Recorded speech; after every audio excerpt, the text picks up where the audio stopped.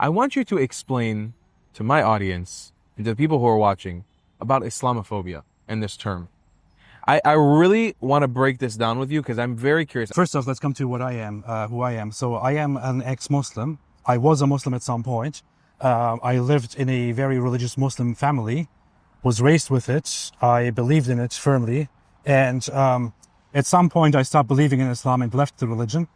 It also became became hostile to it because I thought it is a destructive force in the world. It is evil, and we need to point out and oppose it wherever we can. So I don't necessarily believe in, violently taking it down or anything, but rather in informing people about it, informing them in good ways, in nice ways, in intellectual ways, but also in satirical and sarcastic ways. I also think, by the way, that Islam is the main cause why there is a conflict here, and I'm sure we can talk about that as well. But of course, in response to all of that, in response to any opposition to Islam, people have this accusation that we're being Islamophobic. Right. Islamophobic is actually a very funny thing. It's a very funny term. It was around over 100 years ago, but when it was around then, it wasn't meant to be a bad thing.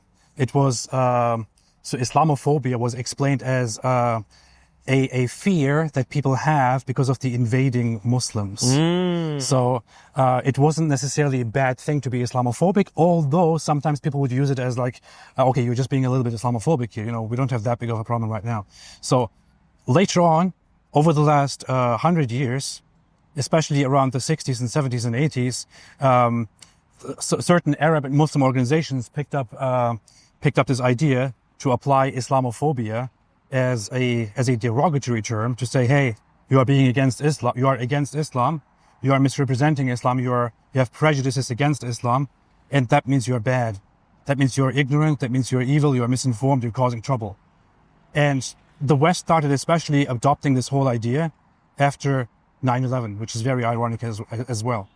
Around that time, George W. Bush, who was the president when the Islamists flew the planes into the World Trade Center, in the aftermath, George W. Bush, the president of the United States, came out and said Islam is a religion of peace. Because he wanted to calm down the very anti-Muslim reactions in the aftermath of that. He didn't want chaos. So he gave a speech where he said Islam is a religion of peace. Horrible speech. Absolutely idiotic speech. And Islam is not a religion of peace. You might say Muslims can be very, very peaceful. Many of them are very peaceful, but Islam itself is certainly not a peaceful religion nor a religion of peace. In fact, if you could pick one religion out there that is not a religion of peace, it would be Islam. So, but especially in the aftermath of 9/11, there was a lot of backlash and a lot of focus on Islam as this evil thing that caused 9/11. As a reaction to that, the leftists, the democratic people in the United States, started seeing Islam as a wrong target because they perceived that the Republican, the right wing, has this very, very strong anti-Islamic sentiment. So they started protecting Islam and protecting Muslims altogether and adopting this whole idea that, oh, you shouldn't be prejudiced against Islam. You shouldn't be Islamophobic. It's just another religion, just like Christianity. It's not. This sentiment spread a lot across the Western world. It reaches this place now. I mean, I can't believe, honestly, when I was here last year, I was a little bit pissed. Why? So, all my life, from early childhood, as I was growing up, I was in first grade. I went on a weekend with my parents to a religious gathering where I heard that in the near future, we Muslims will, when the time comes, as the Prophet Muhammad prophesied, we will fight the Jews and we will kill them. And even the rocks and trees will say, "O Muslim, servant of Allah, there is a Jew behind me, come and kill him." Except for one tree called the Gargat tree. The Gargat tree. Which will not say because it is the tree of the Jews. In case anyone is wondering, that goes back to apparently the Gargat tree being in the vicinity of Jews in Muhammad's time in Medina. So he associated that with Jews because he was mentally ill. But I learned this when I was a little child, that we will in the future fight and kill and eradicate the Jews. I learned all my life growing up that Jews are evil, Jews are our enemies, Jews are horrible, we will defeat them, we will finish them. Do you want me to wait till it's over? No, I think it's okay. I think okay. yeah. So Then I come to Israel and I talk to Jews here about Islam, about the problem. And I hear from Jews, from religious Jews, from regular Jews, from less religious Jews. But do you really think Islam is the problem? I think Islam is just another religion. It's just it's all about believing in God. It's all about worshiping. Muhammad was just he was just about worshiping God, and he was it's good. It's a religion just like ours. It's just one of those religions and all that. Are you freaking kidding me? I can understand how frustrating that would be for somebody like you. Yes. To hear that, you would be like, what the fuck is wrong with these people? I mean, I expect that sentiment from Western people. Right. But to hear it from Jews, the people that I learned, that most Muslims around the world learn that they are the primary enemy eternally. To hear it from Jews, this whole thing, Islam is just another religion. Muslims are just, it's not about Islam. It's just about radical Islam and all. No, man. No. I'm not sure where in the hell you heard that from. I'm not sure what gave you that idea. That's not true. Islam is the problem. Islam does preach that Jews are the worst, that Jews are less than cattle, that Jews are liars, that Jews were, for their actions in the past, turned into apes and pigs, that Muhammad cursed the Jews, that the Jews will be fought and killed in the end, that Jews are the worst of all the enemies, and also, for some reason, Quran chapter 9 verse 29 says, Quran chapter 9 verse 30 actually says, Jews say Ezra is the son of Allah, and Christians say the Messiah is the son of Allah. May Allah destroy them. How deluded are they? So Muhammad obviously had some really dumb information about Jews, because for some reason the Quran and Muhammad teach that Jews worship Ezra. And if you walk around and ask Jews about this, nobody has any idea what the fuck you're talking about. Yeah. So Islam is inherently opposed to and hostile toward Jews. You might have peace with people, with individual Muslims. It doesn't change the underlying fact. And I know Israel is adopting this whole mindset too, that it's just a religion like ours, because you have a 20% Muslim population and you want to somehow find cohesion and make peace with them. But you have to admit to these truths. It always makes me wonder, why the fuck have we made it okay to just call people like you a bigot without being able to look at the context and say, hey, you have a genuine gripe with that way of life? So there are two things I want to say about this.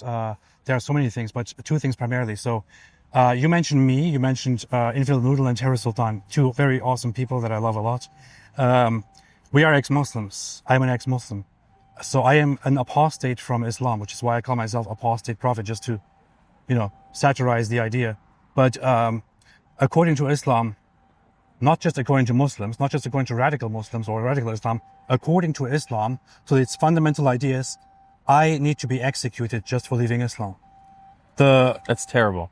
The Islamic, all four Islamic schools of jurisprudence that Sunni Muslims follow, all of them, all preach and believe in the very same thing, that I, as an ex-Muslim, need to be executed. When you ask religious Muslims online whether they believe that, they will say yes. There's a Muslim YouTuber, Ali Dawa, who is one of the most popular Muslim Dawa guys, people who spread Islam and who defend Islam. He said very clearly on a video that, under an emir, under a ruler, it is done. According to their religion, no matter who it is, I deserve to be executed as an ex-Muslim, as somebody who left Islam and who makes it public. So it is the traditional ruling that people who leave Islam behind need to be executed. We have no right to exist. How idiotic would it be to say that I should not be against Islam, that I should not have a problem with Islam? How dumb would it be to say that I am Islamophobic and Islamophobia is wrong? Right. It's ridiculous. You might accept this idea that we should just treat all religions equally and all that. We should have no issues with that. Fine, go ahead, do that. I think you're being kind of dumb. Do that. But don't tell me that this is the objective moral standard, right, that we should all be respectful to. I have no respect for Islam. I never will have respect for Islam. Islam doesn't respect my life. Why would I respect that idiotic religion, that evil religion, that messed up religion? The other layer is this. We talk about October 7. We are here in Israel. On October 7, the Hamas terrorist organization, together with their primary ally, Palestinian Islamic Jihad, followed by their other allies, the leftists, the communists, but also the general population of Gaza behind them, all came into Gaza, infiltrated the borders, and relentlessly started killing, without discrimination, people here inside Israel, and did all kinds of atrocities toward them. The first people who were attacked were the people in the kibbutzim, who were the most peaceful and the most caring and helping toward the Gazans. They didn't care about how much these people care for them. They came and massacred them. But the bigger point here is, what was the name of the operation, according to Hamas, that was done by them on October 7? Al-Aqsa flood. Al-Aqsa flood, Tufan al-Aqsa. So it was Al-Aqsa flood. It was not Philistine flood. It was not Gaza flood. It was not any of these things. It was Al-Aqsa. Al-Aqsa is, the Temple Mount, the mosque on the Temple Mount.